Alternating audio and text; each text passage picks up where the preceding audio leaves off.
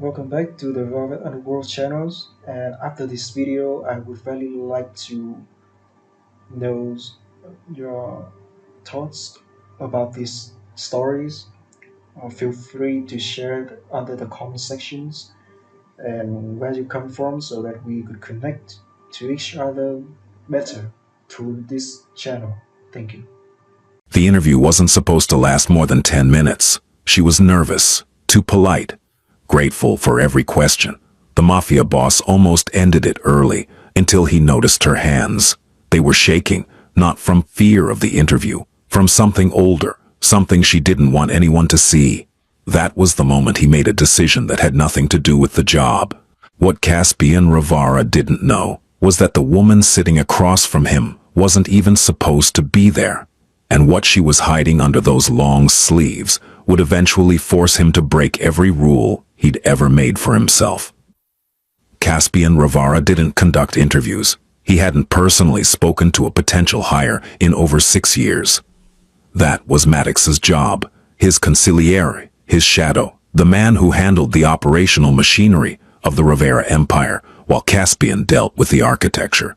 Maddox screened, Maddox vetted. Maddox decided who walked through the doors of Rivara Holdings and who was turned away before they reached the elevator. But Maddox was in Philadelphia. A supply chain issue with one of their legitimate construction subsidiaries had required his personal attention. And it had pulled him away from Hartford for 3 days.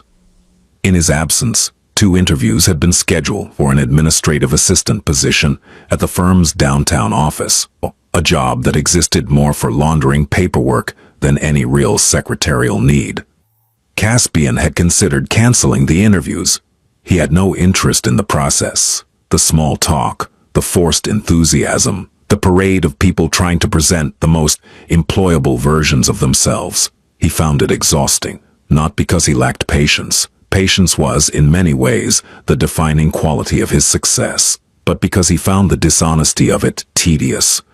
People sat in chairs and told you what they thought you wanted to hear, and you sat across from them knowing they were performing, and the entire exercise was a mutual agreement to pretend. But the interviews were already scheduled, and Caspian believed in honoring commitments, even small ones. It was one of the principles his mother had embedded in him during the years when she was teaching him how to lead. The man who keeps his word on small things will be trusted with large ones. The man who breaks promises because they're inconvenient will be broken by them. The first candidate had been unremarkable, 42 years old, an accounting background, a flat affect. She answered every question with bureaucratic precision and left without once making eye contact. Caspian had dismissed her before the door closed behind her. The second name on the list was Leora Tenley. She was late, not dramatically late. Not late in the way that communicated disrespect. She was 4 minutes late. And when the receptionist finally brought her in, Leora walked into the conference room like someone who had spent those 4 minutes trying to convince herself not to run. Caspian was standing by the window when she entered. He turned slowly, hands in the pockets of his charcoal suit, and studied her the way he studied everyone. Not with warmth, not with judgment, but with a careful, measured patience that could feel, to those on the receiving end, like being read. She was 23. She looked younger. Her dark hair was pulled back into a low ponytail that she'd clearly done in a hurry. A few loose strands fell against her neck, and she kept reaching up to tuck them behind her ear, a gesture so habitual it seemed involuntary. She wore a blouse that was slightly too large in the shoulders, as if borrowed. And then her shoes, black flats, had been polished but were cracking at the sides. "Miss Tenley?" he said. She nodded quickly. Yes, sir. I apologize for being late. There was traffic near the bridge and I..." "Sit down." She sat. It wasn't an unkind command, but she obeyed it with a swiftness that caught his attention. Not because it was unusual in his world. People obeyed Caspian Rivara without hesitation, as a matter of survival. But because there was something in the way she responded. Not deference to power. Something else. A conditioned reflex. A flinch, disguised as obedience. The conference room was cold, as Caspian kept most of his spaces. A long glass table stretched between them, a pitcher of water and two clean glasses placed at the center by someone who understood that he expected precision in all things. Though the walls were bare, except for a single framed photograph of Hartford's skyline taken from the river, a gift from the city's former mayor who owed Caspian more than gratitude. "Your resume says you attended Briarfield Community College," Caspian said, flipping through the single sheet she'd submitted. It was thin, sparse, the kind of resume that told him more in what it omitted than in what it included. "Yes, I didn't finish. I completed 3 semesters." "Why did you stop?" Her hands moved to her lap, both of them pressed together. "Personal reasons." He didn't push, not because he cared about her privacy, but because he recognized a wall when he saw one, and he understood that pushing against walls prematurely was how you made enemies in rooms where you hadn't yet decided whether you wanted allies.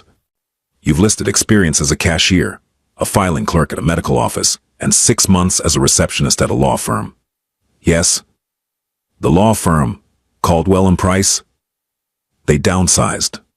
"They closed," Caspian corrected, without malice, her cheeks flushed. "Yes, they closed." He set the resume down and looked at her, not at the document, not at the glass wall behind her, but at her. She met his gaze for approximately 1 second before her eyes dropped to the table. "Why do you want this job, Miss Tenley?" The question seemed to surprise her, as if she'd prepared for hostility and received neutrality instead. She opened her mouth, closed it, and then spoke with a voice that was steady, only because she was holding it in place with everything she had. "Because I need it." There was no pitch, in no rehearsed speech about passion or career goals. Just 4 words delivered with a rawness that most people who sat in that chair never permitted themselves. Caspian studied her hands. They were trembling. Not the kind of trembling that comes from caffeine or cold air. This was a tremor rooted in something deeper, fatigue maybe, chronic stress, the kind of exhaustion that nests in the nervous system and sets up permanent residence. He noticed something else. Her left wrist, where the sleeve had ridden up just slightly as she reached for the glass of water, showed the faint edge of something, a shadow of color against her skin that was neither natural nor cosmetic. She saw him notice. She pulled her sleeve down. The gesture was fast, practiced, seamless. She'd done it 1,000 times. The position pays $48,000 a year," he said. "Benefits begin after 90 days. Hours are 8 to 5, Monday through Friday. Overtime is available but not required." Leora blinked. You mean, you start Monday?" She stared at him. For the first time since she'd walked into the room, her composure cracked. Not from pain, but from something she seemed unprepared to feel. Gratitude, maybe, or disbelief. "Sir, don't you need to check my references, or—" "Monday, 8 a.m. Ask the receptionist for your parking pass on the way out." He turned back to the window. She didn't move for a long moment, and then, quietly, she stood, smoothed the front of her blouse, and said, "Thank you, thank you." She left the room without looking back. The door closed behind her with a soft click. Caspian stood at the window and watched the city below. Cars moving, people walking, a world that continued regardless of what happened inside the buildings that contained it. He picked up his phone and dialed Maddox. "I filled the position," he said. "Without me. You were unavailable." A pause. "Who is she?" "Leora Tenley. 23. Community college, incomplete. No criminal record, no debts that I could see." "And what made you hire her?" Caspian looked at the chair where she'd been sitting, the glass of water she'd poured but never drank, the faint indentation in the leather where her body had pressed against it. "She was honest," he said, and then he hung up. What he didn't say, what he wouldn't say to anyone, was that it wasn't her honesty that had stayed with him. It was her hands. The way they shook, and the way she pulled her sleeve down so quickly that it looked like breathing. The way she'd hidden something under that fabric with the skill of someone who had been hiding things for a very long time. She arrived at 7:47 a.m. on her first Monday, 13 minutes early. The building, a 12-story glass tower on Prospect Avenue that served as the legitimate face of the Rivara organization, was quiet that early, populated only by security and the cleaning crew. Leora had dressed carefully, a navy blouse with sleeves that reached her wrists, dark slacks, her hair pulled back more neatly than it had been during the interview. She carried a bag from a discount retailer that contained her lunch, a sandwich she'd made at 5 a.m. before her son woke up. She had been awake since 4:30, not from excitement. Though there was some of that. A thin, nervous thread of it running beneath everything else. She had been awake because Corvin had come home at 2 a.m., loud enough to wake Oren, and she had spent the next 2 hours calming the boy, cleaning up the bottles Corvin had left on the kitchen counter, and setting her alarm for a time she knew would allow her to be out of the apartment before he woke. She had learned that mornings were safest when she was already gone. She sat in her car in the Rivara Holdings parking garage for 12 minutes before going inside. She used the rearview mirror to check her makeup, not vanity, but inventory. The concealer under her jaw was holding. The collar of her blouse covered the rest. She looked to herself like someone who had slept well and prepared carefully. And the distance between that image and the truth was a gap she had become expert at navigating.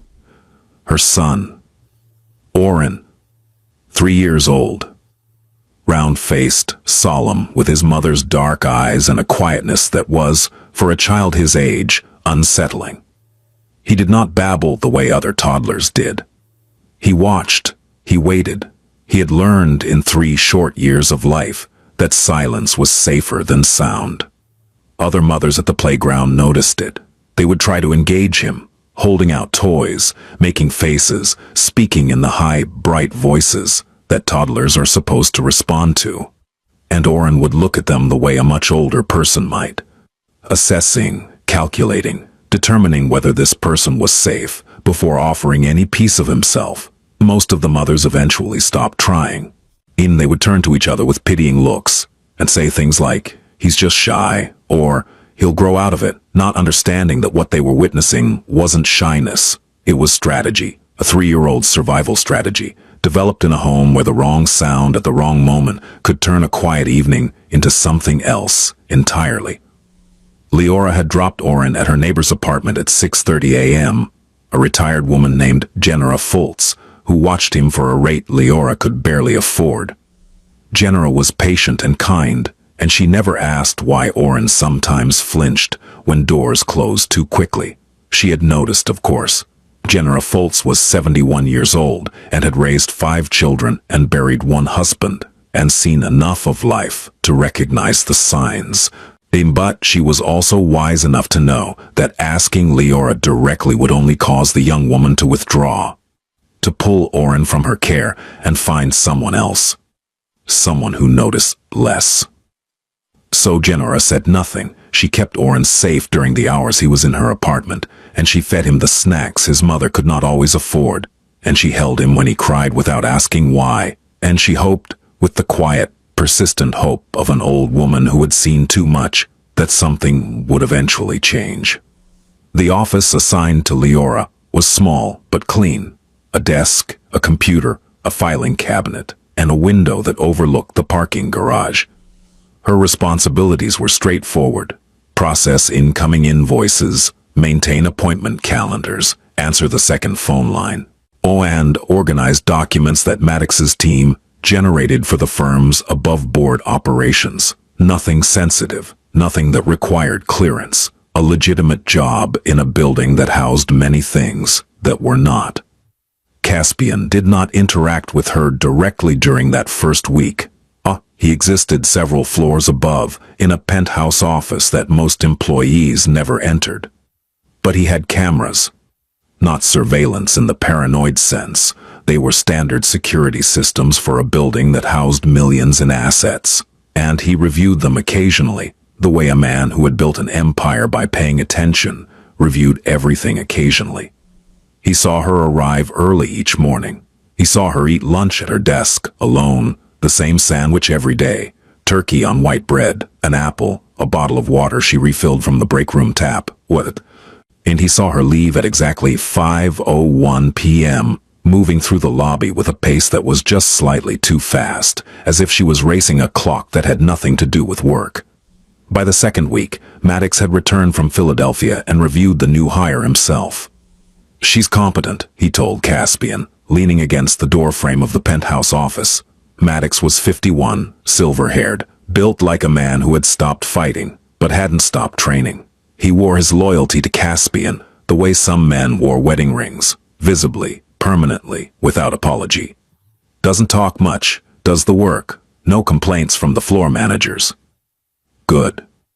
Ransom in accounting says she's the fastest filer they've had in 2 years. Good. Maddox hesitated. "Want, you hired her in under 10 minutes.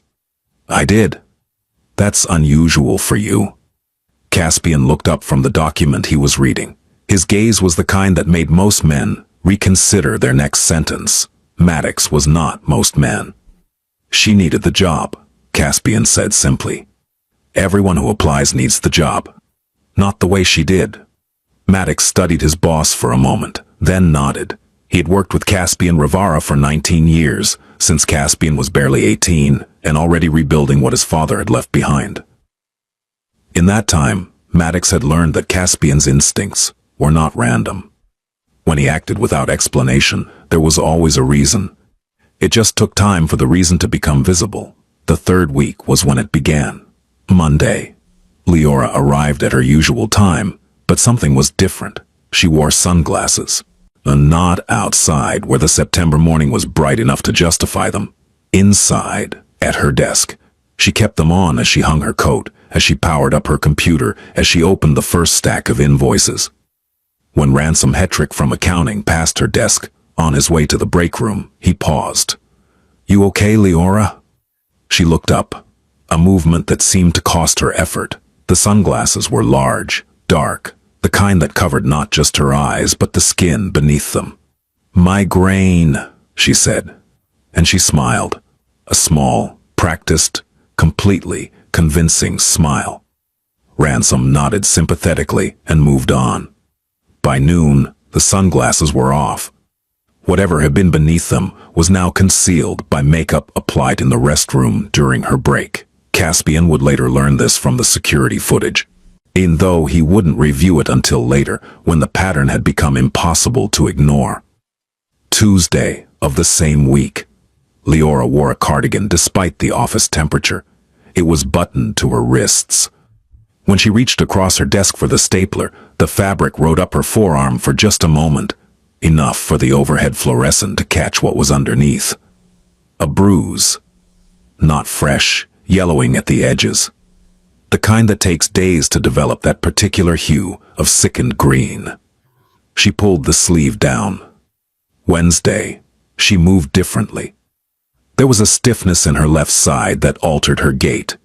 Not dramatically, but enough. She carried her lunch bag in her right hand only. She reached for objects with her right arm only. When she sat down, she lowered herself slowly, carefully, in the way someone sits when their ribs are screaming. Thursday, she called in sick. Friday, she returned. She was quieter than usual, which was notable because Leora Tenley was already one of the quietest people in the building. She spoke when spoken to, completed her assignments with meticulous precision, and ate her lunch alone with the door to her small office closed. But now there was something else. A guardedness. A new layer of invisible armor that she wore the way she wore those cardigans, constantly, deliberately, hoping no one would notice that it didn't quite fit the weather. Caspian reviewed 3 days of footage on Friday evening, after the building had emptied. And he sat in his darkened office and watched the monitors, not with suspicion, but with the careful attention of a man who had survived by reading what others concealed. He watched her arrive Monday with the sunglasses. He watched her flinch when Ransom Hetrick reached past her to grab a file on Tuesday. A flinch so quick it could have been a shadow, except that Caspian Rivara did not mistake shadows for flinches. He watched her sit down on Wednesday with the controlled slowness of a person managing pain. He watched the empty desk on Thursday. He watched her return on Friday wearing a turtleneck in 74-degree heat. He closed the monitor and sat in the dark for a long time. There was a code that governed Caspian Rivara's world. Not the law. Laws were written by men who had never lived in the spaces between power and survival. His code was older, more personal. It had been shaped by his mother, Isolde, who had raised him alone after his father's death, and who had taught him, in the quiet hours of a childhood that was anything but quiet, that there were certain things a man with power must never tolerate. Cruelty against those who could not protect themselves was one of them. Exploitation of vulnerability was another, and the deliberate systematic destruction of a person's dignity, whether by a rival, an enemy, or someone who claimed to love them, was the one that Caspian's mother had spoken of with a coldness in her voice that he had never heard her use for any other subject. He didn't know yet what was happening to Leora Tenley.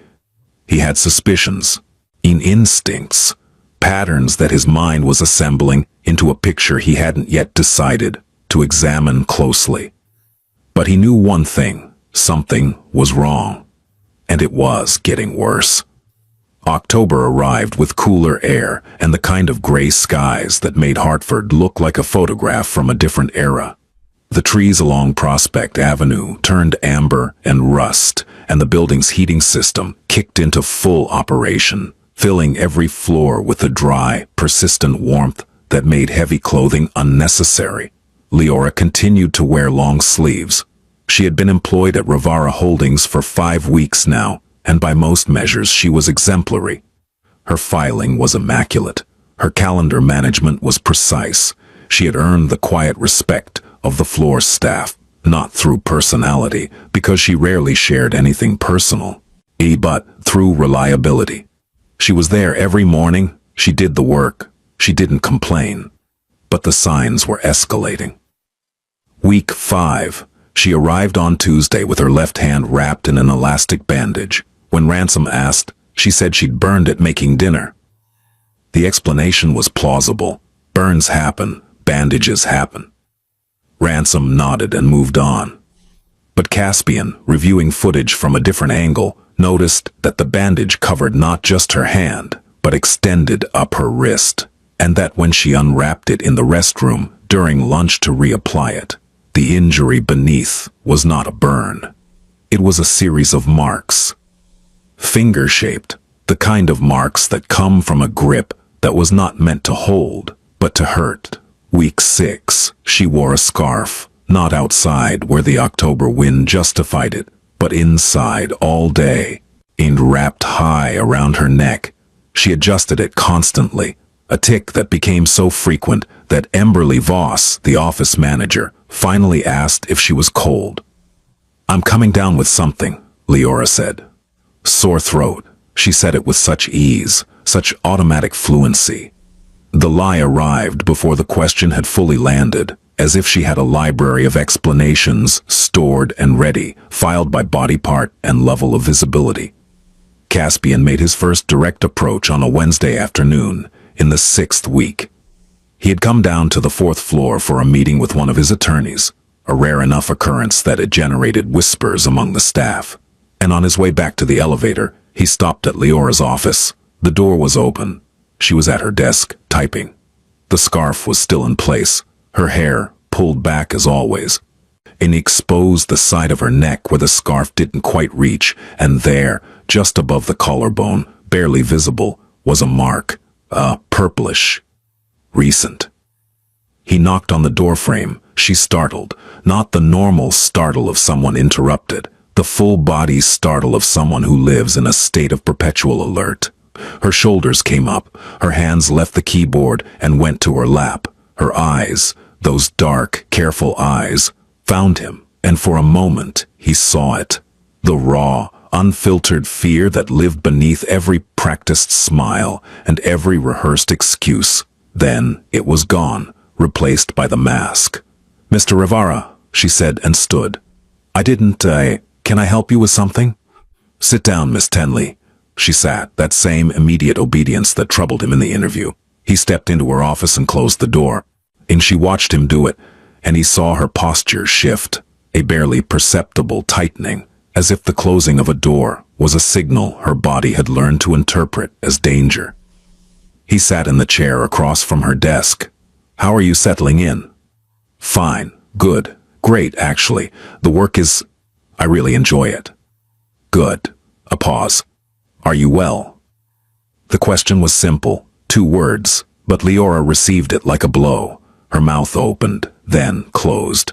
Her hand drifted to the scarf at her neck, an unconscious gesture, and she caught herself, redirected the hand to the desk, pressed it flat against the surface. "I'm fine," she said. "Just, the weather's been changing and I think I caught a bug." "You burned your hand last week." "Making dinner." "Silly mistake. The pan was..." "And the week before that." "Oh, you called in sick on Thursday." She went still, not the stillness of calm, but the stillness of an animal that has been spotted. "I had a stomach bug," she said. "It was going around Oren's daycare." "Oren is your son?" "Yes." The first real warmth in her voice. "He's 3. Caspian nodded slowly. "Miss Tenley, I'm going to ask you something, and I'd like you to answer honestly." Her hands were back in her lap, pressed together, shaking. "Is someone hurting you?" The silence that followed was the loudest thing in the room. It expanded to fill every corner, pressing against the walls, pushing against the window. Leora's face went through a sequence of expressions so rapid that a less observant man would have missed them. Shock, fear, recognition, calculation, and then the one that settled, the one she chose, offense. "What?" No, of course not. Why would you ask me that?" "Because you've come to work 3 times in 6 weeks with injuries that you've explained with stories that don't match what I'm seeing." "I told you I'm clumsy.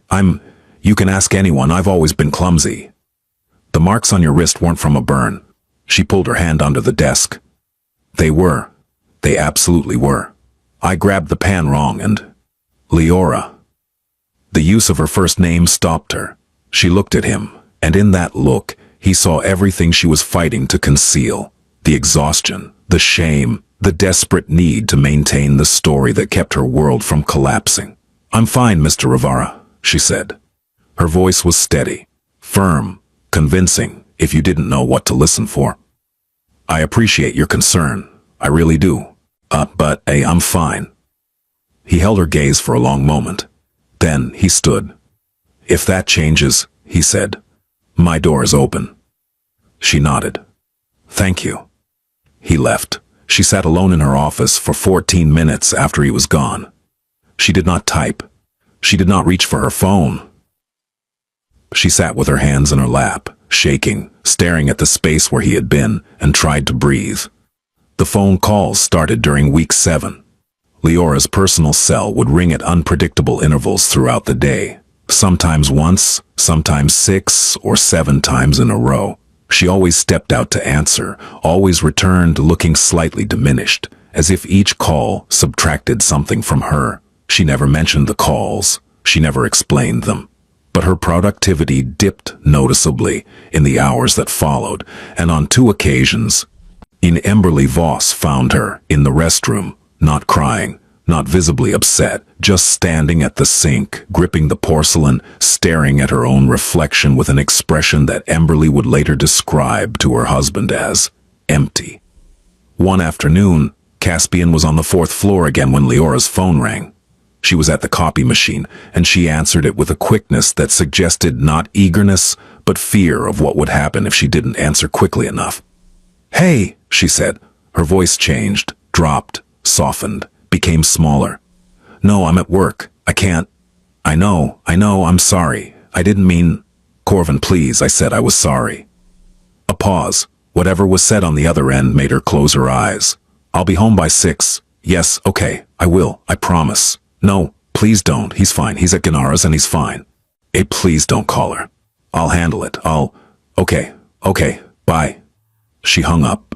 She stood at the copy machine for a moment, pressing the phone against her chest, and then she tucked it into her pocket and returned to her office with her head down.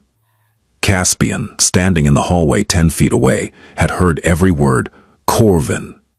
He filed the name away in the same mental vault where he stored the names of allies, enemies, and the small number of people who existed in the space between. People he had not yet decided how to categorize. That evening he called Maddox. "I need information on someone." "Who?" "A man named Corvin, connected to Leora Tenley." Maddox was quiet for a moment. "The new hire?" "Yes." "What kind of information?" "Everything." Maddox didn't ask why. He never did. "Ah, how fast?"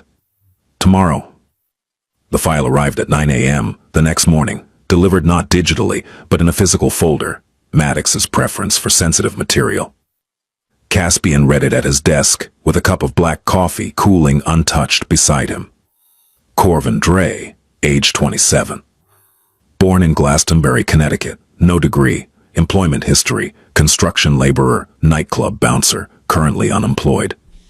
2 prior arrests, 1 for assault, charges dropped, 1 for disorderly conduct, 30 days suspended, no convictions. Known associates, minor street-level dealers, none connected to Caspian's network. Current address, 14 Marbeck Lane, East Hartford, same address as Leora Tenley. Relationship status, listed as her ex-partner on social services documentation, related to their son, Oren Dre Tenley, ex-partner.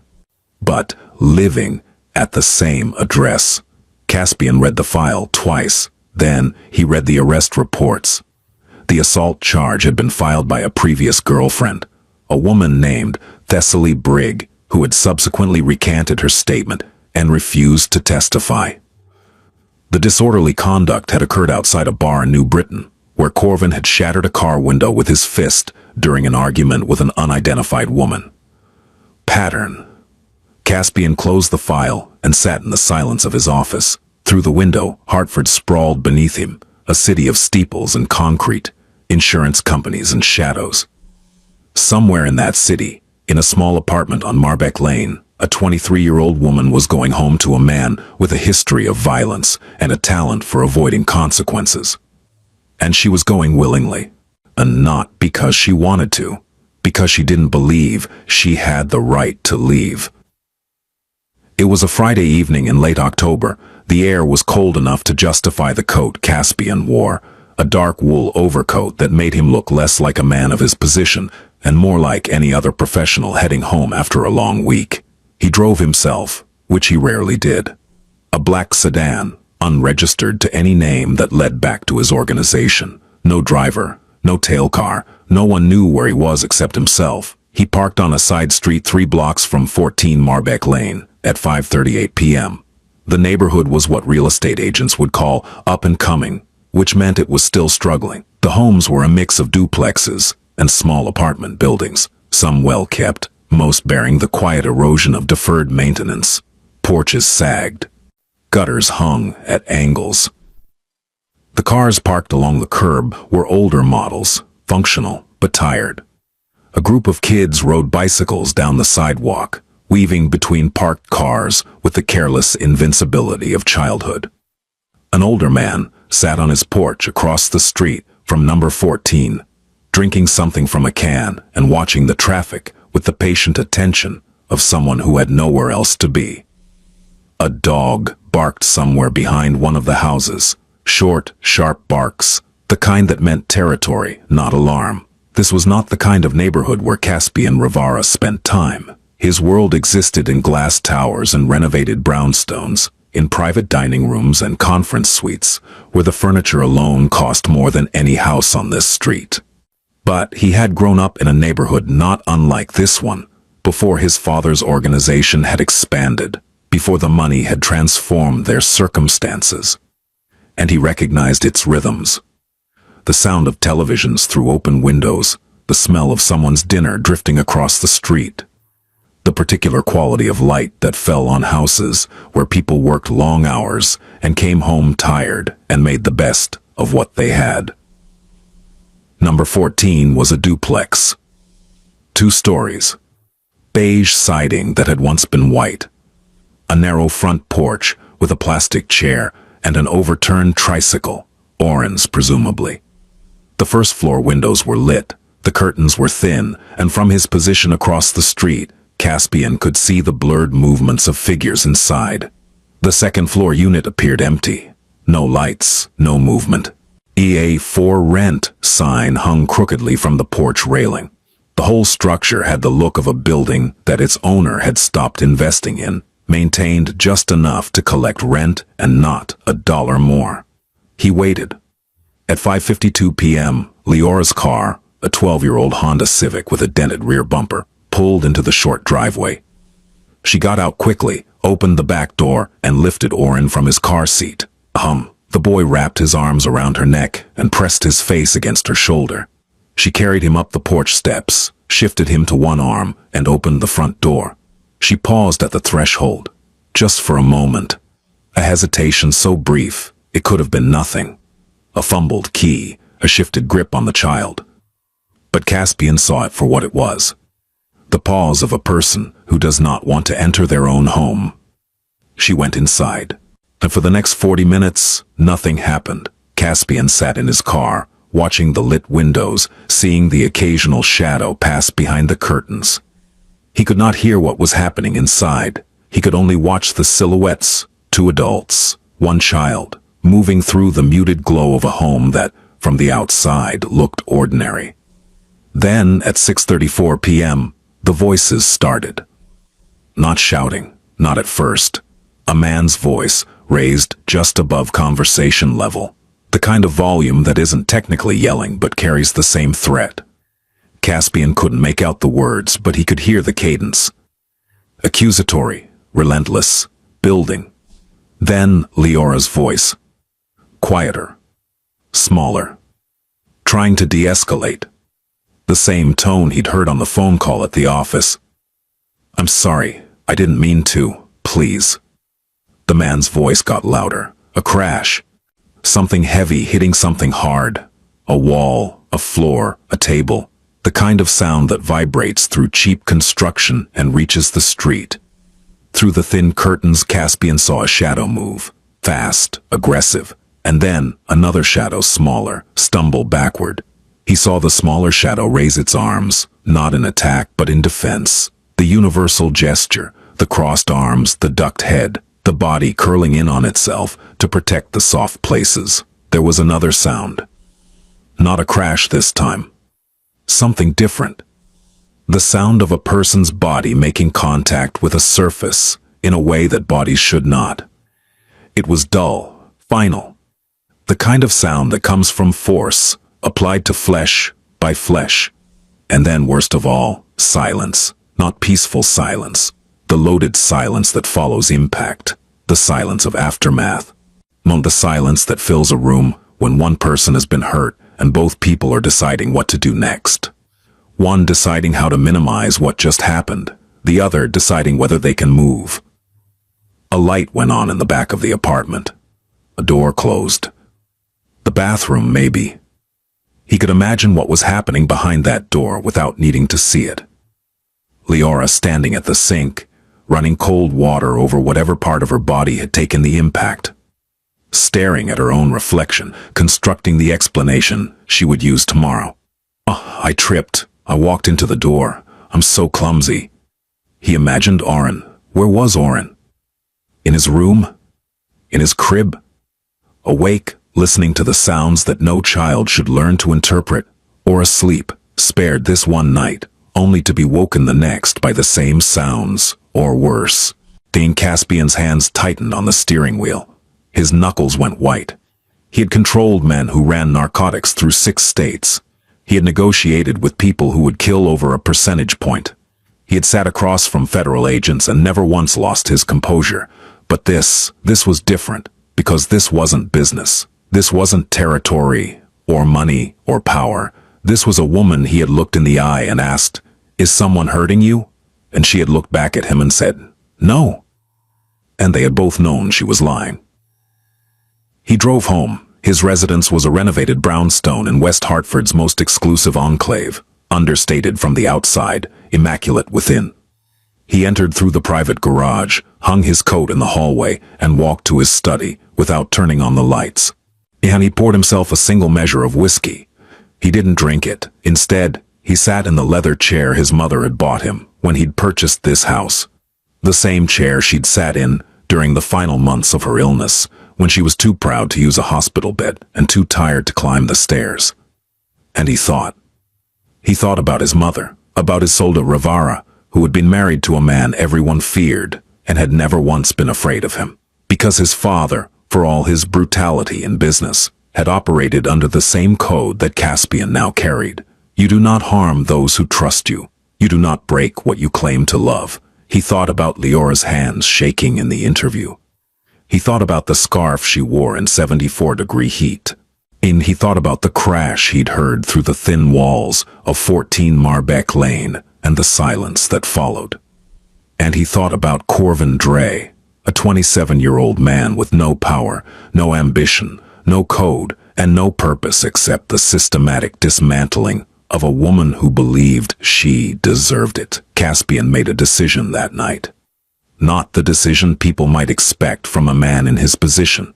He did not call his enforcers, did not order retribution, did not set the machinery of his empire into motion against a man who, by every metric that mattered in his world, was insignificant.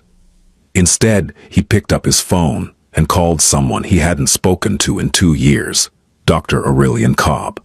Aurelian was a psychologist who specialized in trauma and domestic violence. She ran a private practice in New Haven and consulted for 3 shelters in the region. She was also the only person outside his organization who knew the full truth about what Caspian Rivera did for a living, because she had treated his cousin Thessalina after a situation that had nearly destroyed the family. Aurelian, he said, I need your advice. It's 10 o'clock at night, Caspian. I know. She heard something in his voice. She always did, and her tone shifted. Tell me. He told her. Not everything. Not the surveillance, not the file on Corvin, but enough. A woman at his office, signs of abuse, denial when confronted, emotional dependency on the abuser. Aurelian listened without interrupting. When he finished, she was quiet for a long time. You can't force her to leave, she said. I know. If you confront her again, she may withdraw further. She may quit the job. I know. If you go after him directly, you'll confirm her fear that the world is dangerous and that she needs him to survive it. He's probably told her that no one else would want her, that she's lucky to have him. If you remove him, you remove her framework, and without support in place, she'll find another one just like him. What do I do? You create conditions. Safety, consistency. You let her know, without pressure, that there is a world outside that apartment where she is valued for who she is, not what she endures. You don't save her, Caspian. You give her the tools and the space to realize she can save herself. He was quiet. There's a legal aid organization in Hartford, Aurelian continued. Whitfield Resources. And they handle domestic situations, restraining orders, custody, housing, and there's a therapist I can recommend. Someone who specializes in exactly this kind of dependency. When she's ready, and I mean when she is ready, not when you decide she should be, these are the resources that will matter.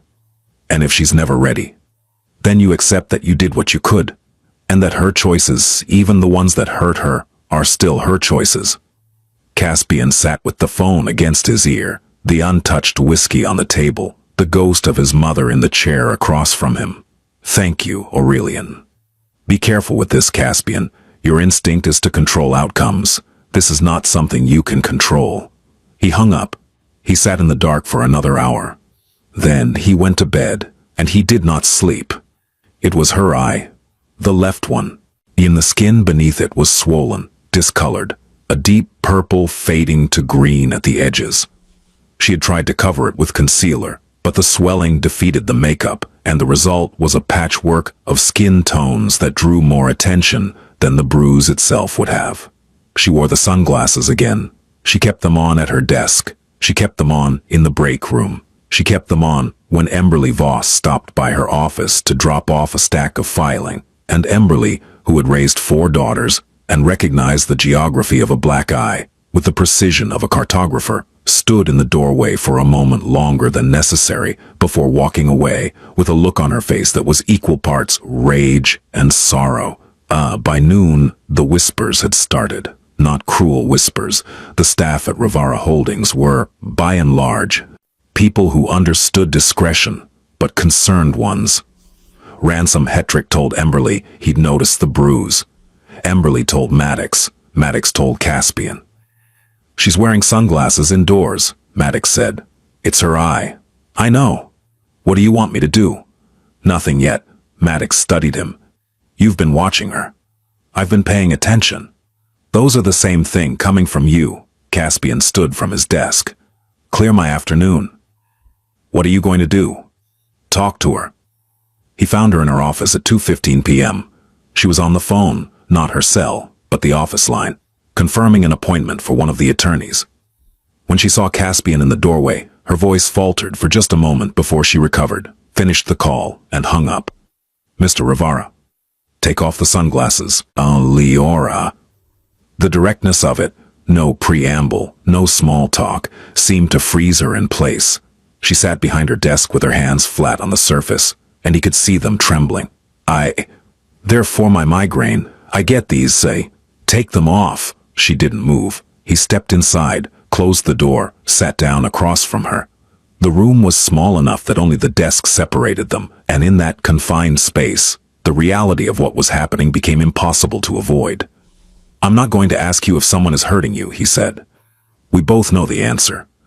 What I'm going to tell you is that what is happening to you is not your fault. It is not something you deserve, and it is not something that will get better on its own." Leora's composure, which had held through weeks of lies and smiles and long sleeves, began to fracture, and her lower lip trembled. She pressed her lips together to stop it. Her hands curled into fists on the desk. "You don't understand," she said. Her voice was thick. He's not always like that. He has a temper, but he's working on it. He's trying." "How long has he been trying?" She didn't answer. "How long, Leora?" It's been since before Oren was born.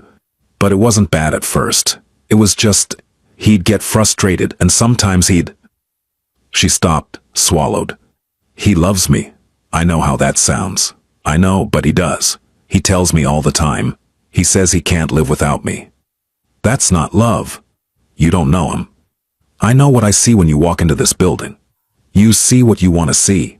The words came out sharper than she'd intended, and she immediately retreated. Her eyes dropped, and her shoulders curved inward, and she shook her head as if apologizing for the outburst. "I'm sorry. I didn't mean..." "Don't apologize for having a reaction." She looked at him then, really looked at him, and in that look, Caspian saw the war raging inside her. The part that knew the truth, fighting against the part that had spent years constructing a reality in which the truth didn't exist. "He's Oren's father," she said quietly. "He loves his son.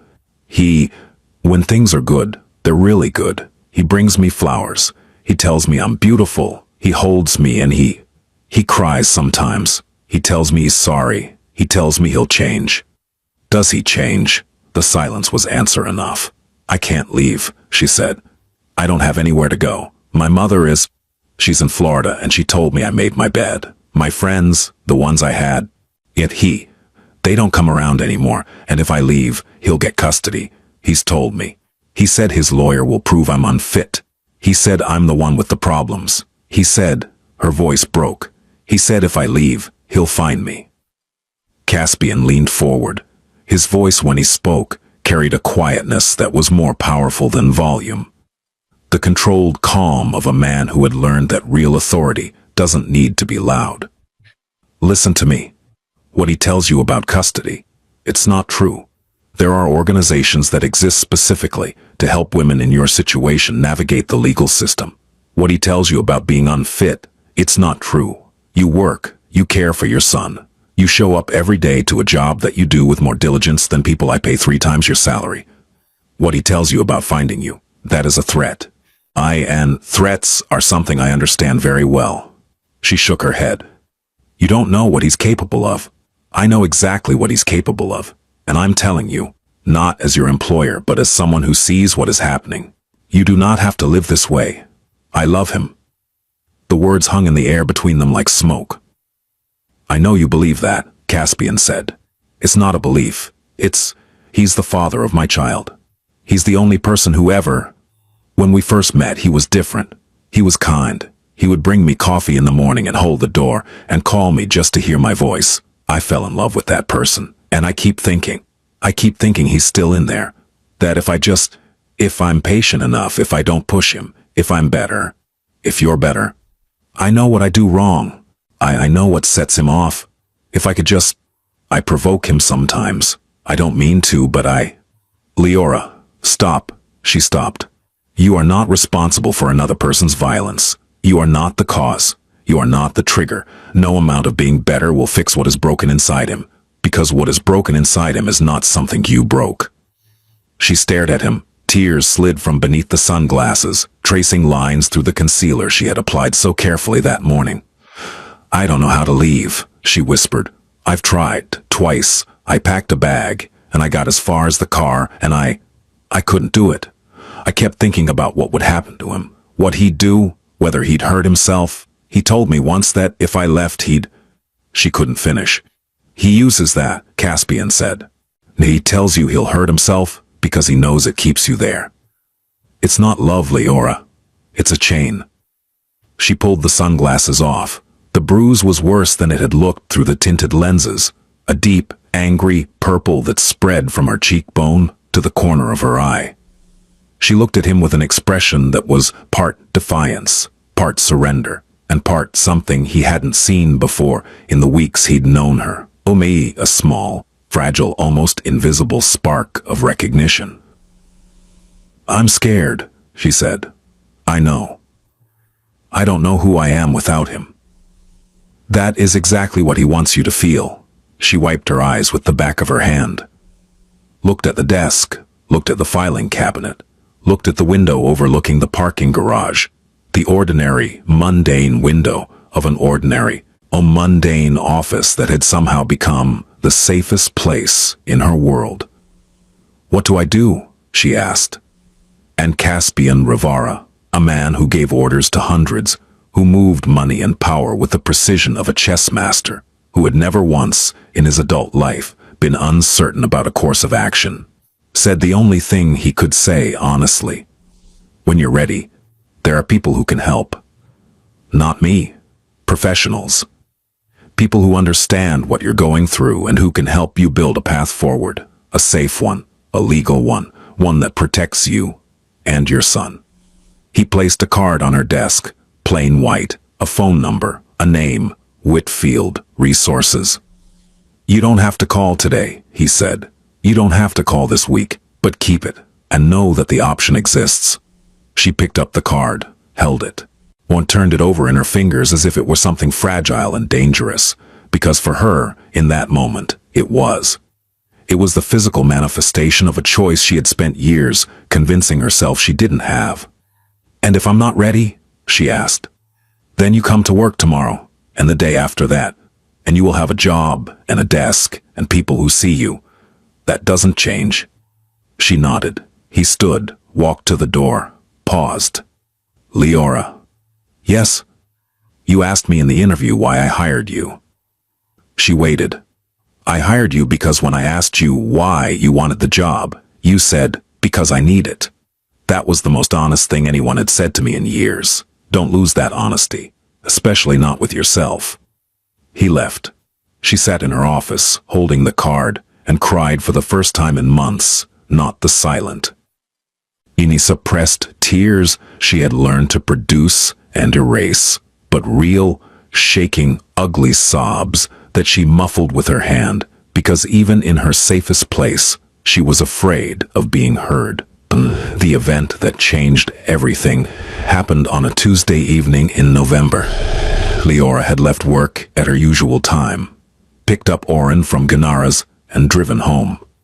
She was carrying 2 bags of groceries and her son when she opened the front door and found Corvin sitting on the couch in the dark. He was not drunk.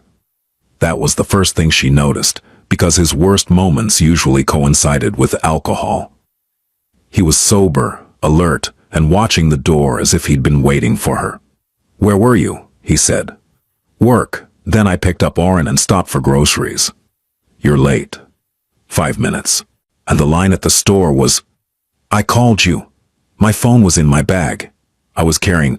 I called you 4 times."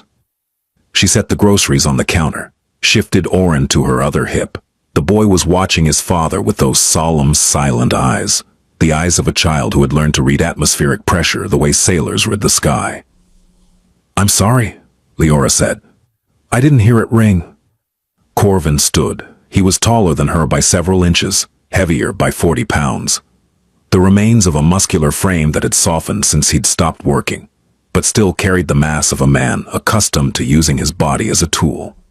"Oh," he walked toward her slowly. "Who were you with?" "No one. I was at work and then You've been different lately." "I haven't. I'm the same as I've always." "Someone's been talking to you." Her blood went cold. "No one's been talking to me." "Your boss, that guy Rivara. He's my employer. We barely speak." Corvin was close now. Close enough that she could smell the cigarettes he'd smoked while waiting. Close enough that Oren pressed his face harder into her neck. "If I find out you're lying to me, Leora..." "I'm not lying, I swear. I'm not lying." He looked at her for a long time. Then he smiled. That smile she knew, the one that could mean tenderness, or cruelty, or both. The one she had spent 5 years trying to decode. "Make dinner," he said, and went back to the couch. She cooked, she fed Oren, she bathed him, and put him to bed in the small bedroom they shared, because Corvin had claimed the master bedroom for himself months ago. Knew after an argument, she could no longer fully remember.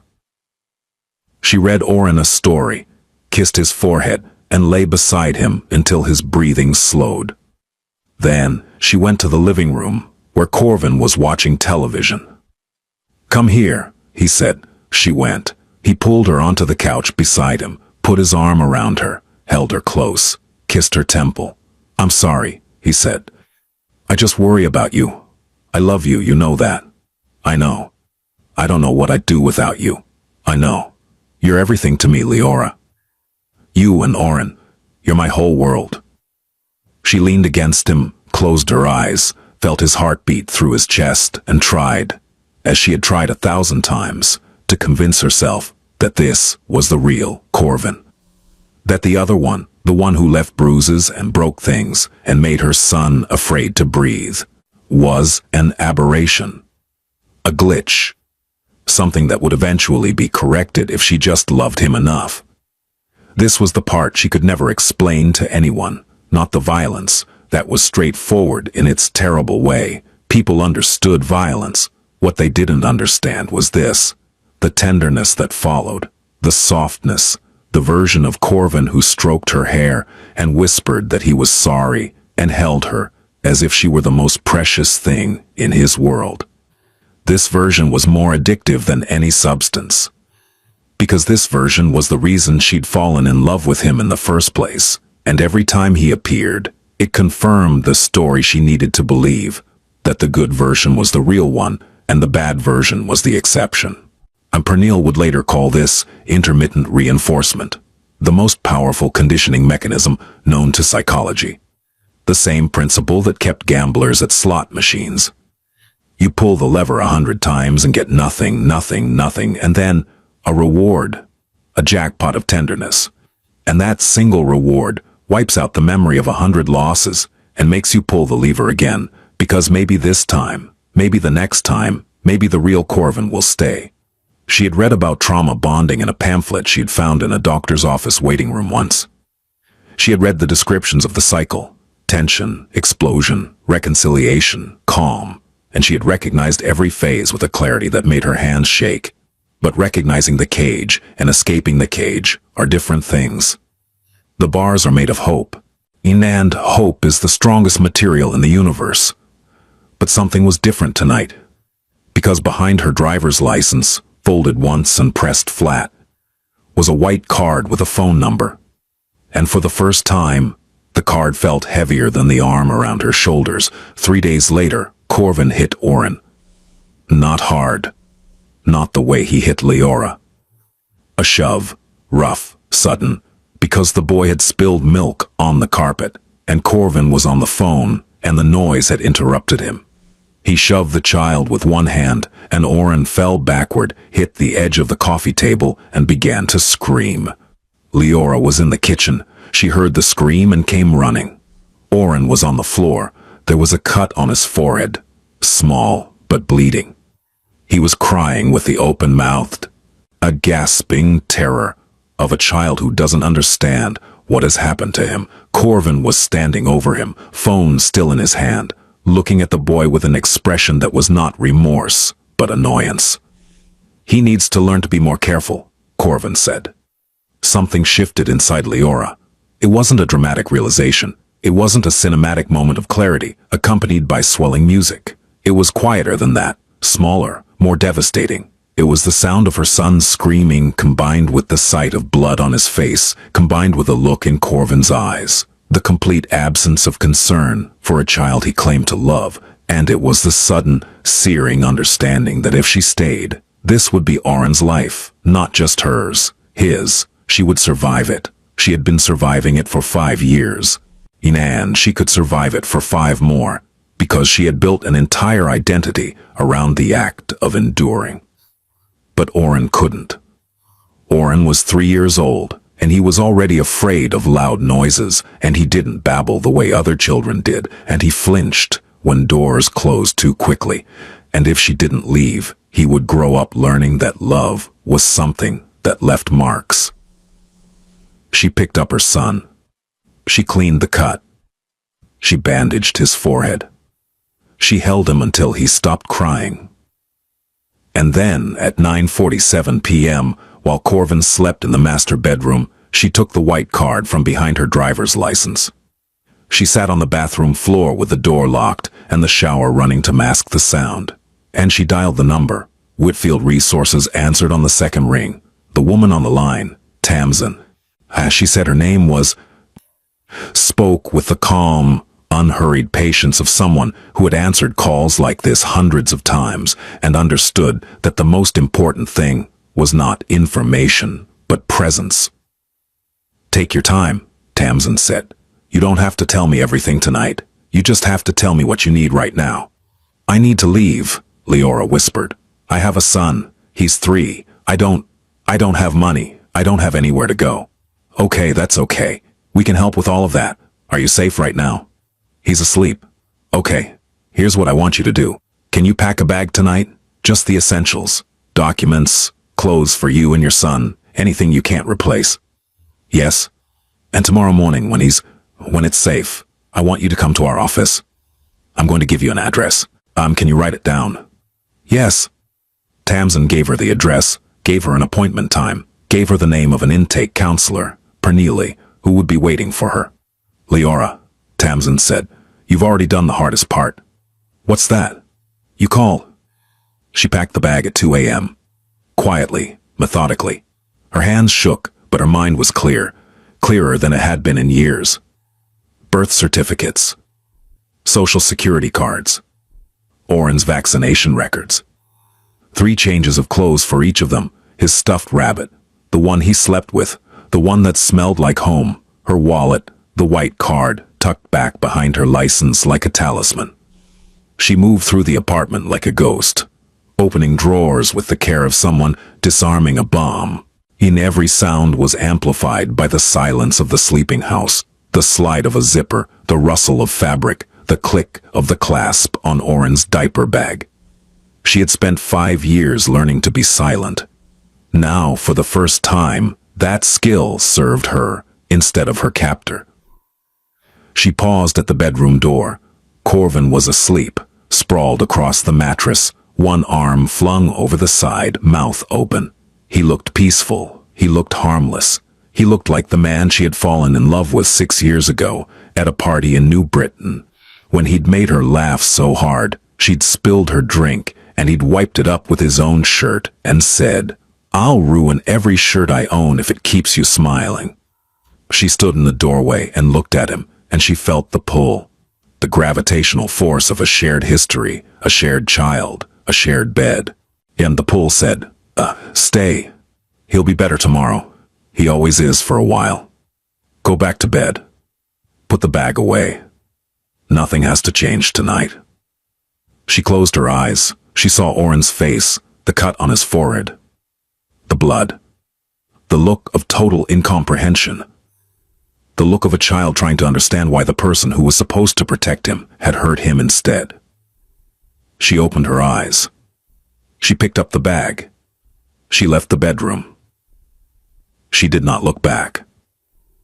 She hid the bag in the trunk of her car before dawn. The street was empty.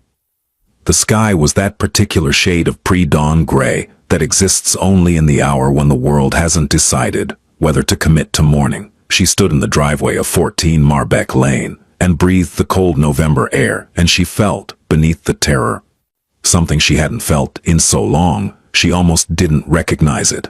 Resolve, not courage. She would argue later in therapy that what she did was not courageous. Courage implied a choice made freely. What she did was an act of desperation by a woman who had finally hit the one line she could not cross, her son's safety. But desperation and resolve, in the right circumstances, look the same. They move the same way. They produce the same result. Forward motion when every instinct is screaming at you to stay still. She went to work. She picked up Oren from Gennara's. When she collected him, Gennara looked at the bag in the trunk. Leora hadn't closed it fully, and the corner of Oren's stuffed rabbit was visible. And Gennara said nothing. She hugged Leora, just held her, in the doorway, for a long time. And then she said, "Ikbo, you call me if you need anything, anything." She did not go home. She drove to Whitfield Resources. Caspian learned about it the following day. Not from Leora. She didn't come to work that morning, but from Maddox, who received a call from the building's HR department reporting her absence. She didn't call in, Maddox said. Caspian felt a cold knot form in his chest. Find out where she is. It took Maddox 30 minutes. A single call to a contact at the police department confirmed that no incidents had been reported at 14 Marbeck Lane. A second call to Whitfield Resources, facilitated by Aurelian, confirmed that Leora Tenley had walked through their doors at 8:15 a.m. with her son and a single bag. She was safe. Caspian sat at his desk and exhaled for what felt like the first time in weeks. The next part was delicate, and Caspian handled it with the same precision he applied to every operation that mattered. He did not contact Leora directly. He understood, through Aurelian's guidance, that the first 72 hours after leaving were the most dangerous and the most fragile, the period when the gravitational pull of the relationship was strongest, when the abuser's pleas and threats were loudest, and when the survivor was most likely to return. Instead, he acted behind the scenes. Through Maddox, he ensured that Leora's job remained secure. Her absence was coded as personal leave, paid, indefinite, no questions asked. Her desk was left exactly as she had left it. Her coffee mug, her pen cup, the small frame photograph of Oren she'd placed on the corner. Through Aurelian, he connected Whitfield Resources with additional funding, discreetly, anonymously, through a foundation that existed for exactly this purpose. The foundation had been established by his mother years ago, long before her death, and it was the one piece of the Rivara legacy that was entirely clean. Through his attorney, Evander Montrose, a man who handled legal matters for the organization with surgical precision, he ensured that Leora would have access to a family law attorney at no cost when she was ready to pursue custody and a restraining order. He did not go to Marbeck Lane. He did not confront Corvin Dre. He did not send anyone to deliver a message or a warning or a threat, not because the impulse wasn't there. It was like a current running beneath the surface of his control, but because Aurelian had been clear and he trusted her judgment. If he intervened directly with Corvin, he risked making Leora a target of retaliation and undermining the legal protections she would need. This was not his war to fight. It was hers. His role was to ensure she had the weapons. The first week at Whitfield Resources was the hardest. Leora and Oren were placed in transitional housing, a small, clean apartment in a secure building with a coded entrance and a staff member on site around the clock. The apartment had 2 rooms, a bedroom with a full-sized bed and a toddler cot, and a combined kitchen living area with a donated couch and a table that seated 2. It was nothing like 14 Marbeck Lane. It was better, and it was worse. Better because no one yelled, no one hit, no doors slammed at 2 a.m. Oren slept through the night for the first time in months, the whole night, without whimpering, without crawling into his mother's bed at 3 a.m. with his rabbit clutched to his chest and his eyes wide. Worse because the silence was deafening. Because the bed was empty where Corvin's body should have been. Because Leora's phone, the number Corvin didn't have, didn't ring, and the absence of his voice, even his angry voice, felt like withdrawal. She missed him. She knew she shouldn't. She knew intellectually that what she missed was the version of him that existed only in the spaces between violence. The tender Corvin, the apologetic Corvin, the one who held her and said he'd change. But intellectual knowledge and emotional experience are different languages, and her heart spoke one while her mind spoke the other, and the translation between them was agonizing. She cried every night for the first 5 days. Not for what she'd lost, but for what she wanted to go back to. The familiar pain that at least felt like home. On the 6th day, she met Pernilla. Pernille Huxley was a therapist on staff at Whitfield Resources. She was in her early 50s, with close-cropped silver hair and a voice that managed to be both warm and uncompromising at the same time. She specialized in trauma bonding and emotional dependency, the specific psychological architecture that kept people tethered to those who harmed them. Their first session lasted 90 minutes. "Tell me about the first time he hurt you," Pernilla said. Leora didn't want to answer. She sat in the small office with her hands in her lap. That same gesture Caspian had noticed in the interview, and the pressed-together hands that meant she was holding herself in place. And she looked at the floor. "It wasn't. He didn't hit me at first. It started with the phone." The phone. He wanted to know where I was all the time. He'd call, and if I didn't answer, he wouldn't hit me, but he'd be upset, silent, cold. And the silence was worse because I didn't know what it meant. Was he angry? Was he going to leave? Was it my fault for not answering? So you started answering faster. Always, even if I was driving, even if I was in the shower, I'd run to the phone because the thought of missing his call was, I can't explain it. It felt like life or death. It felt that way because he trained you to feel that way. Leora was quiet for a long time. "And the hitting?" Pernilla asked gently. "That came later, maybe a year in. After Oren was born, I was tired all the time. The baby was crying and Corvin wanted things to be the way they were before, and I couldn't. I couldn't be both things. A new mother and the girl he fell in love with. He said I'd changed. He said I didn't care about him anymore. He said I loved the baby more than I loved him." She paused, breathed. The first time he grabbed my arm. Hard. Hard enough to leave marks. He apologized immediately. He cried. He said he didn't know what happened, that something snapped, that it would never happen again. And I believed him, not because I was naive, because I needed to believe him, because if that wasn't true, then everything I'd built my life around was a lie and I couldn't face that. And the second time? A month later, he pushed me. I hit the counter. He apologized again. Same words, same tears, same promise. And I believed him again. Because believing him was easier than the alternative. What was the alternative? Being alone. Starting over. Admitting I'd made a mistake. Admitting that the father of my child was someone I should be afraid of. My mother had told me, when I got pregnant at 19, that I was ruining my life. That I'd never amount to anything. That I'd made my bed. And if I left Corvin, then she was right. About everything. So you stayed to prove your mother wrong. The words landed like a stone in still water. Leora stared at Pernille. No one had ever articulated it so precisely. She had spent years constructing elaborate justifications for staying, love, commitment, family, hope. And Pernille had just named the one she'd never admitted to herself: pride.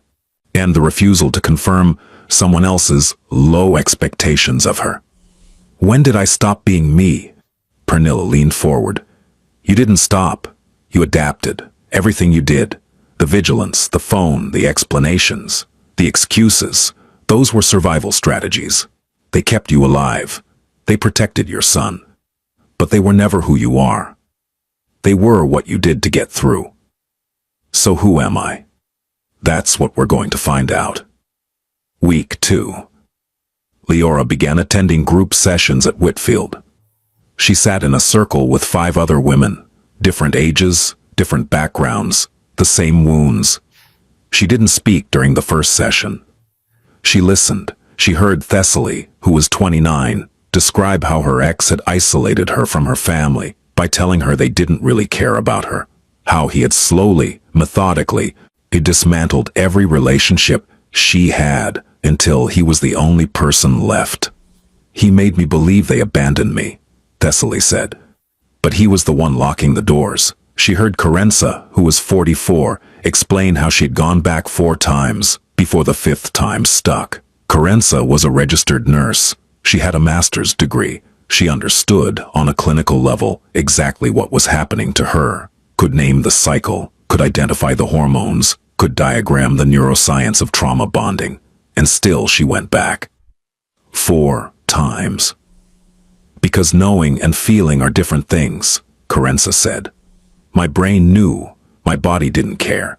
My body was addicted to the cycle. The terror, the relief, the tenderness that came after. It's the same chemistry as any other addiction. And you don't beat an addiction just because you understand it.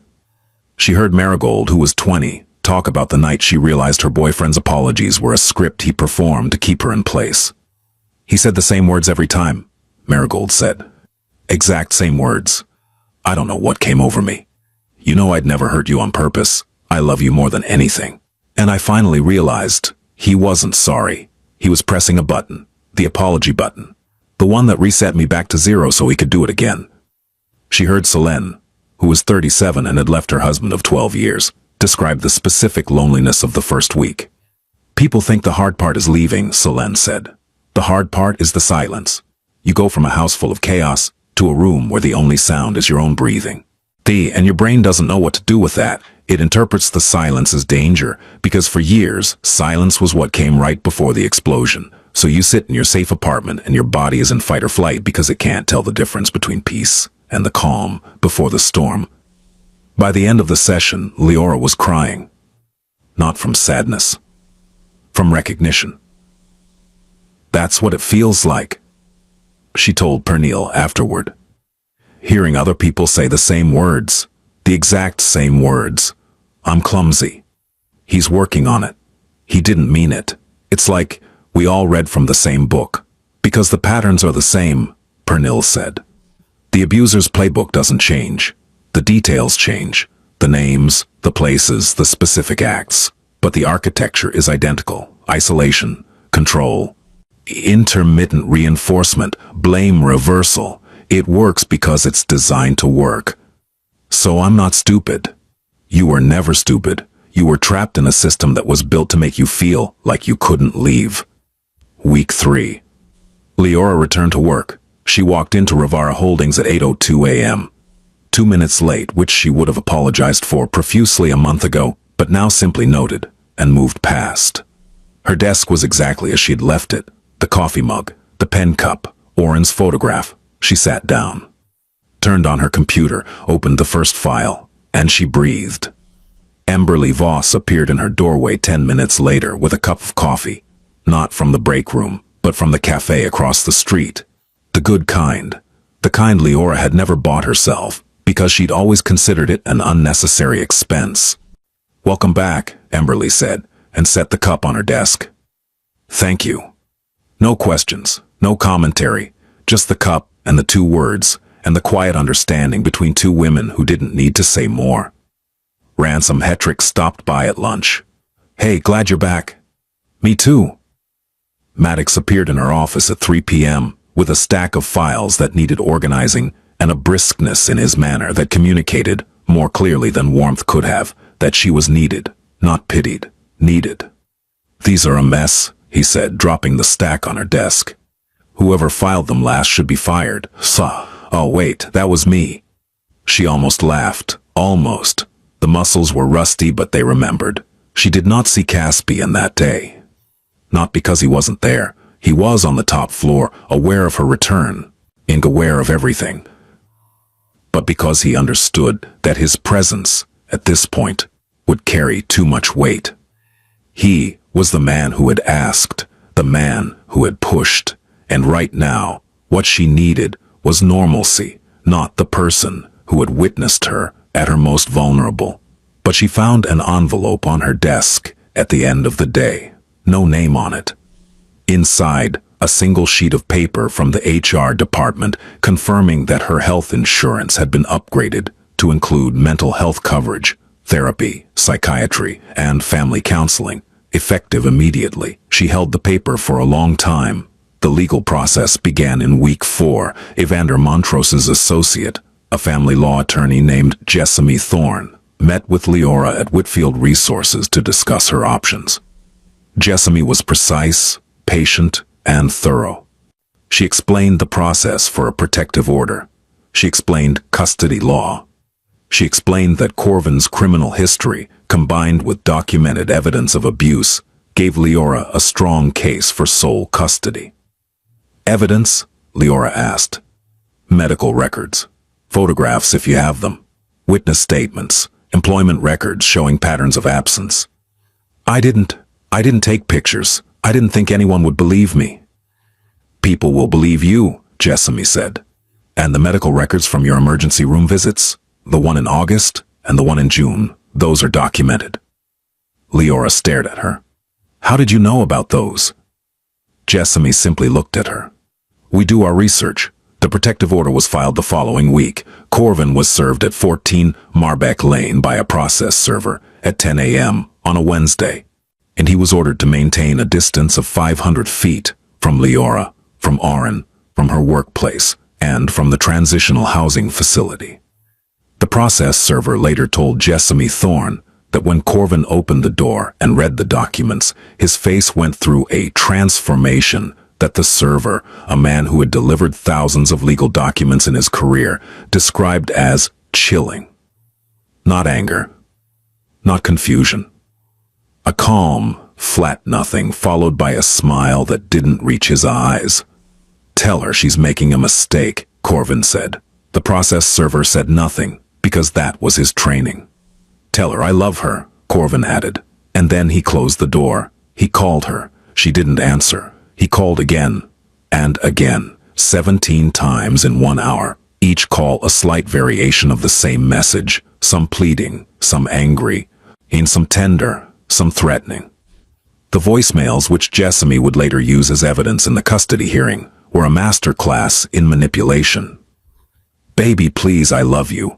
I need to talk to you. Just give me 5 minutes. I can change. I'm already changing. Why are you doing this to us? To our family? You're taking my son away from me. How can you do this, after everything I've done for you? You know you can't make it on your own.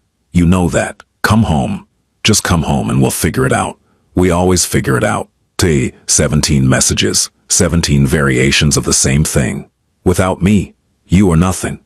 She didn't answer. On the 18th call, she blocked the number, and then she sat on the bathroom floor. The bathroom in her new apartment. The safe one. The quiet one. And she pressed her phone against her chest and shook and cried and breathed and didn't call him back.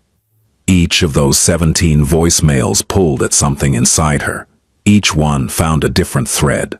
The guilt, the love, the fear, the obligation, the hope, and tugged. A month ago, the 10th voicemail would have broken her. She would have called back. She would have driven to Marbeck Lane. She would have walked through that door and into his arms and told herself that this time, it would be different. But a month ago, she hadn't sat in a circle with 5 other women who had heard the same voicemails from different men. A month ago, she hadn't heard Pernille name the pattern. Hoovering, they called it, the abuser's attempt to vacuum the victim back in. A month ago, she hadn't learned that the tenderness in those messages was not love but strategy. She knew now, and knowing didn't make it hurt less, but it made her stay on the bathroom floor instead of getting in the car. The months that followed were not a fairy tale. There were setbacks. There were nights when Leora lay awake and missed the weight of his body beside her, not because it was safe, but because it was familiar, and familiarity, even painful familiarity, has a gravity that is hard to escape. There were mornings when she stood in front of the mirror and heard his voice in her head. "You're nothing without me. No one else would put up with you. You're lucky I'm here." And she had to close her eyes and breathe and remind herself that the voice was a recording, not a prophecy. And there was one night, 3 weeks after leaving, when she almost went back. She was sitting in the transitional apartment with Oren asleep in the next room, and the silence was so complete and so unfamiliar that it felt like suffocation. She picked up her phone. She opened her contacts.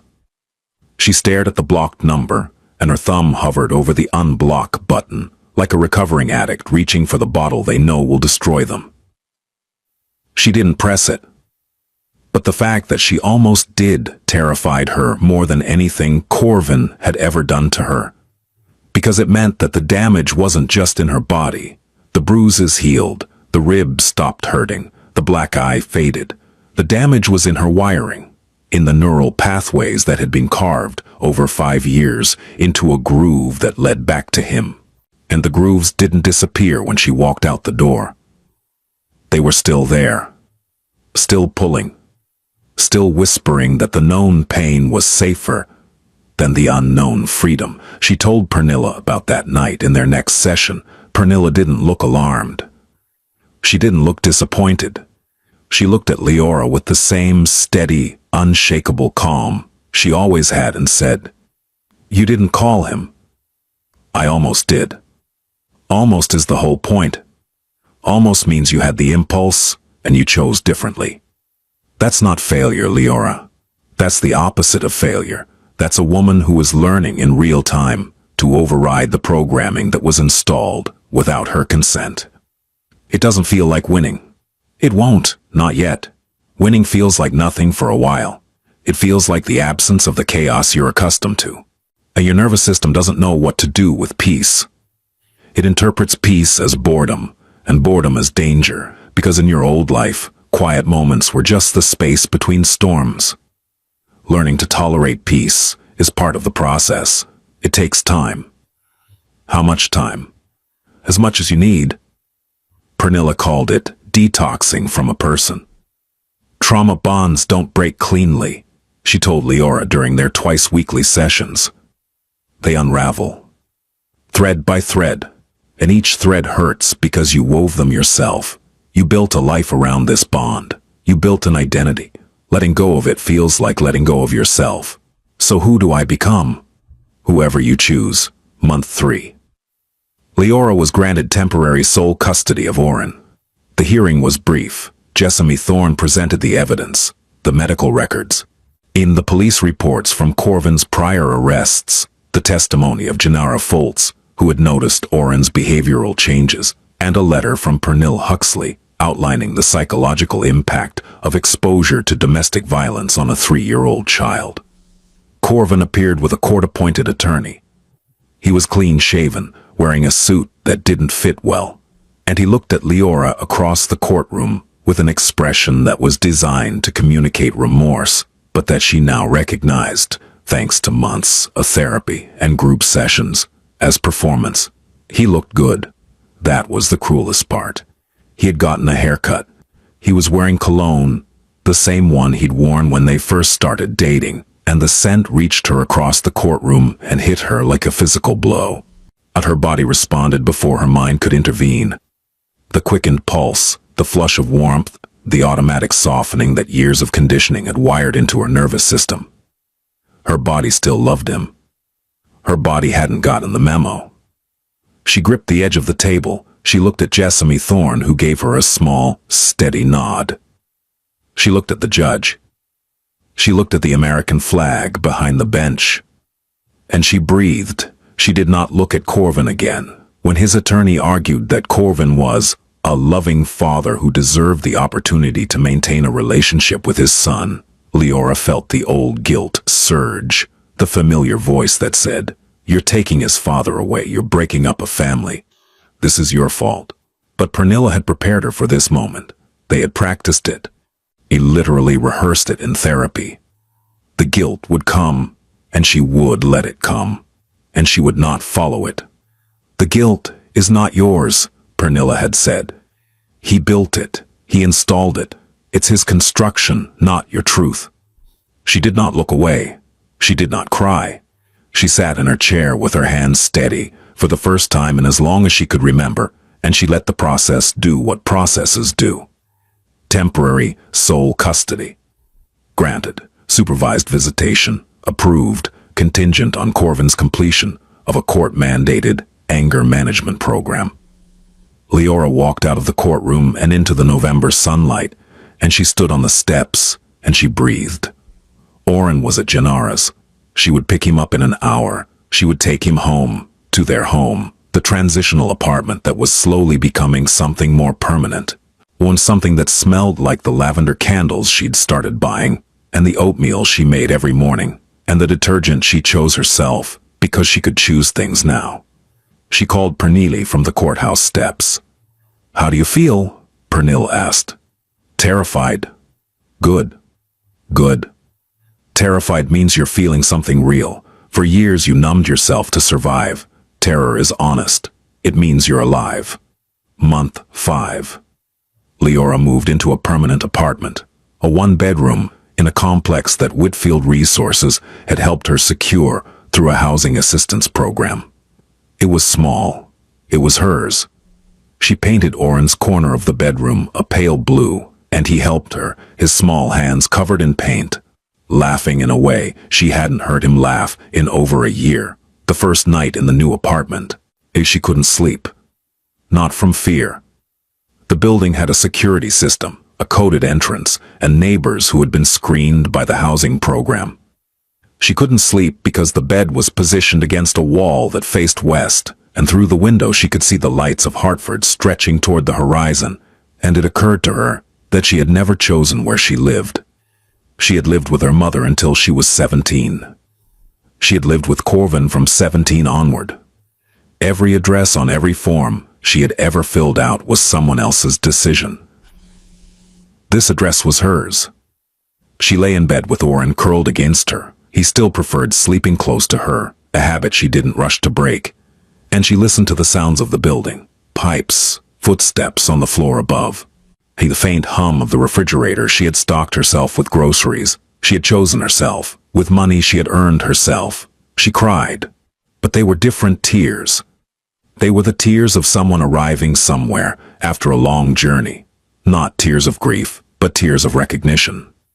She was here. She was actually here. She enrolled in an online program to complete her associate degree. She worked during the day and studied at night, and on weekends she took Oren to the park and watched him run and play and make sounds, loud sounds, joyful sounds, the sounds of a child who was learning that it was safe to be heard. The first time Oren threw a tantrum in the new apartment, a full-blown 3-year-old meltdown over being told he couldn't have ice cream before dinner. Leora froze. In the old life, noise meant danger. On a child's scream, a raised voice, even the clatter of a dropped toy. These were triggers that set off a chain reaction, ending in violence. She stood in the kitchen holding a box of pasta, and her body locked, waiting for the other shoe to drop. But there was no other shoe. There was only a 3-year-old lying on the kitchen floor, howling about ice cream. There was no one else to hear. No one who would storm in demanding silence. No one who would blame her for not controlling the child. She set down the pasta.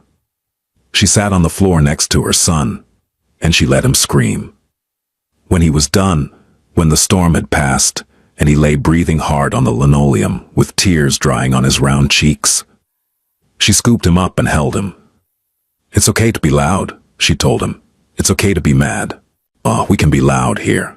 He looked at her with those dark eyes, her eyes, and he said in his small, tentative voice, "Promise. Promise." It was such a small thing, such an ordinary moment between a mother and a child, but for Leora, it was everything, because she had just given her son the one thing she had never been given: permission to feel. At work, she was given additional responsibilities. Maddox, impressed by her organizational skills, moved her into a coordination role that involved managing schedules for the firm's legitimate business operations. She excelled. Not because she was trying to prove anything, but because for the first time, the energy she had spent on survival was available for other things. She started eating lunch in the break room instead of at her desk. And she learned that Ransom Hetrick was training for a half marathon, and that Emberly Voss had a daughter in medical school, and that Maddox, stern, silver-haired Maddox, had a weakness for the banana bread that the cleaning crew's supervisor made every Friday. She was not healed. She would later tell Pernille that she didn't think healed was the right word, that it implied a destination, a finish line, and what she was experiencing felt more like a direction, a way of walking, a practice. But she was walking. 7 months after she left Marbeek Lane, Leora knocked on the door of Caspian Rivera's office. She had never been to the top floor. She had never sought him out, not once, in all the months she'd worked there. Their interaction had been limited to the interview, the conversations about the bruises, and the card he'd placed on her desk. Everything else, the insurance, the legal help, the job security, had arrived through other hands, other names, other channels. But she knew. She knocked. Maddox opened the door, looked at her, and stepped aside without a word. Caspian was at his desk. He looked up. She stood in the doorway of his office. The same woman who had walked into a conference room 8 months ago with shaking hands and a borrowed blouse and a resume that said more in what it omitted. But different. Her posture was straighter. Her eyes were clearer. She wore a blouse that fit her shoulders and shoes that were new and hands that, while they rested at her sides, did not tremble. "Mr. Rivera, Miss Tenley." She walked to the chair across from his desk and sat down. She didn't wait for permission. And she sat because she chose to, and the difference between obedience and choice was something she now understood in a way that informed everything she did. "I came to say thank you." "You don't need to." "I know I don't need to. I want to." He looked at her. And for the first time she looked back without flinching. "You saw me," she said. "Before I could see myself. You saw what was happening, and instead of looking away, the way everyone else did, the way I needed everyone to do so I could keep pretending, you didn't look away. Anyone would have, no, they wouldn't have. I walked through that world for 5 years and no one asked. My mother didn't ask. My friends, the ones who were left, they didn't ask. My doctor who treated the burns and the falls and the accidents didn't ask. You asked. And when I lied, and you didn't accept it." He was quiet. "You didn't save me," she said. "I want you to know that I understand that. You didn't kick down the door. You didn't threaten him. You didn't carry me out. You gave me a card, a phone number, a choice, and that." Her voice thickened, but she didn't stop. "That was the most respectful thing anyone has ever done for me. You treated me like someone who was capable of saving herself. No one had ever done that before." Caspian Rivera, who negotiated with senators and managed an empire and never, in his adult memory, had been at a loss for words, sat behind his desk and said nothing. Because there was nothing to say that wouldn't diminish what she had just given him. "Oren is doing well," she said. "He talks now. A lot, actually. He told me yesterday that he wants to be a firefighter. A good ambition. And I'm finishing my degree. I'll have my associates by spring." "Good." She stood, extended her hand. He took it. Her grip was firm. "Steady." "Thank you, Mr. Rivera." "Caspian." She smiled. A real smile. Not practiced, not performed, not designed to conceal or convince. A smile that came from a place inside her that had been dark for 5 years and was now slowly and imperfectly, filling with light. "Thank you, Caspian."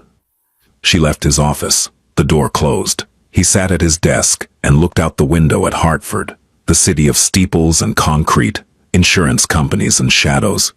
And he thought about his mother, about the code she had given him, about the things a man with power must never tolerate.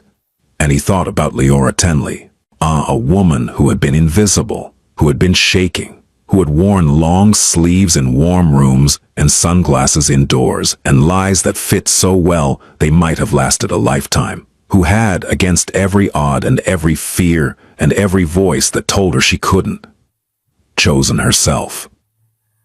Not because someone saved her, because someone saw her, and because in the end, she decided to see herself. Orrin Tenley turned 4 in March. His birthday party was held in the community room of his mother's apartment complex. There were balloons.